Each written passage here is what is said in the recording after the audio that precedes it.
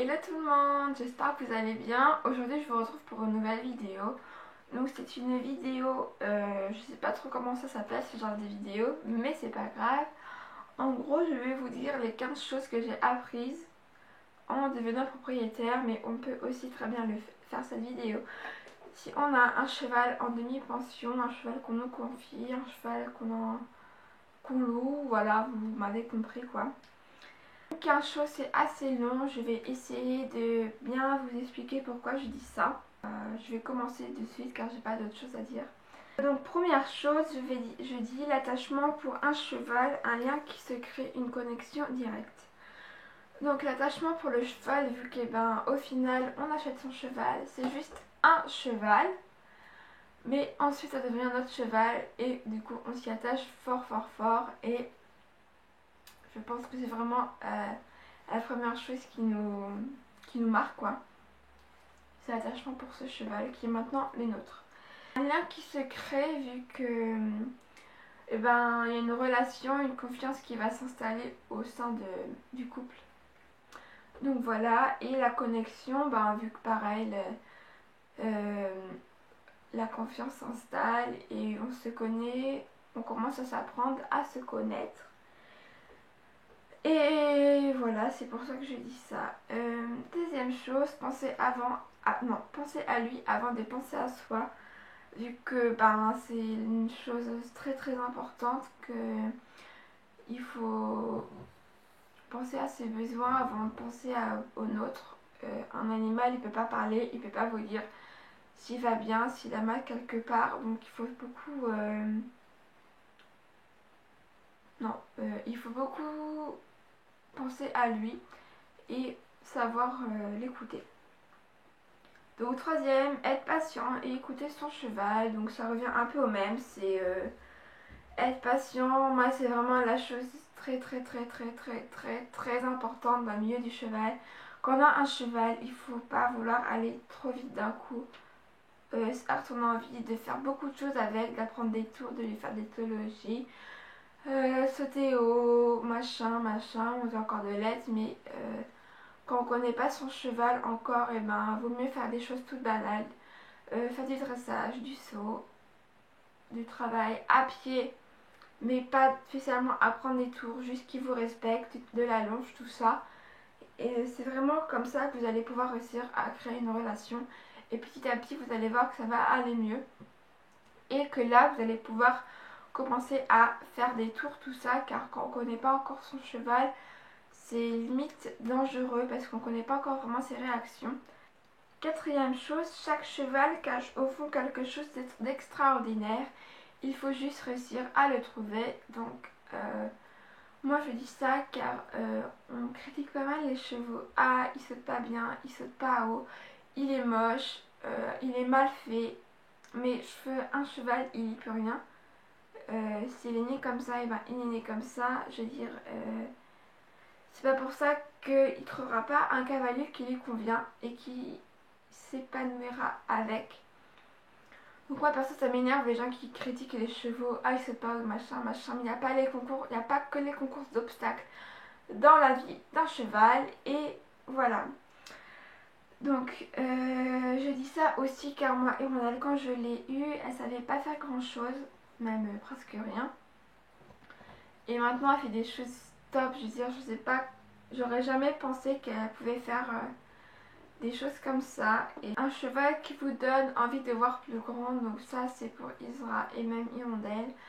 Avant j'étais beaucoup obstacle, mais finalement maintenant je suis une cavalière de dressage. Je préfère largement le dressage à l'obstacle. Pourquoi? Car je me suis rendu compte qu'un cheval sans dressage, il savait rien faire. Et même le cavalier sans dressage, il peut rien faire. Donc je pourrais débattre là-dessus pendant des heures, mais j'essaie d'aller assez vite pour pas que la vidéo dure trop longtemps. Mes juments m'ont appris à aimer le dressage et je pense que avec des chevaux de club on peut pas vraiment aimer. Donc il faut vraiment réussir à trouver un cheval qui vous convient. Mais après je dis pas que l'obstacle c'est nul, hein. J'aime aussi sauter, ça change et tout. Mais voilà, on a chacun ses goûts. Moi je préfère le dressage et jamais je critiquerai les cavaliers d'obstacles. Deuxième chose, avoir des limites et être raisonnable vu que ben un cheval il peut pas vous dire quand est-ce qu'il en a marre ou quoi, donc faut quand on saute, et ben on saute pas 3 heures, mais ça j'ai déjà dit avant. Faut savoir écouter son cheval, tout ça, donc ça revient un peu au même. Huitièmement, beaucoup de personnes jalouses qui critiquent ce que vous faites, donc ça pareil. Comme un cheval, et ben c'est le rêve de beaucoup de cavaliers, donc on reçoit beaucoup de critiques. Ça je pense que j'ai pas besoin de le dire vu que même toutes les filles sur les youtubeuses poney ou voilà, elles savent très bien qu'elles sont souvent critiquées, j'ai pu remarquer ça. Et moi franchement, toutes celles qui me critiquent, ça me passe un peu au-dessus de la... Voilà, je les écoute pas vu que je sais le bien, je sais comment mes ponettes sont, comment elles vont, je sais ce qui leur fait plaisir, ce qui est le mieux pour elles et j'ai pas besoin de gamines qui critiquent ce que je fais. Après, bravo aux bonnets de club qui font 3 heures de cours attentifs. Attentif et pas intensif. Moi, les miennes, des fois, au bout de 30 minutes, elles me lâchent, elles en ont marre, elles me coûtent plus.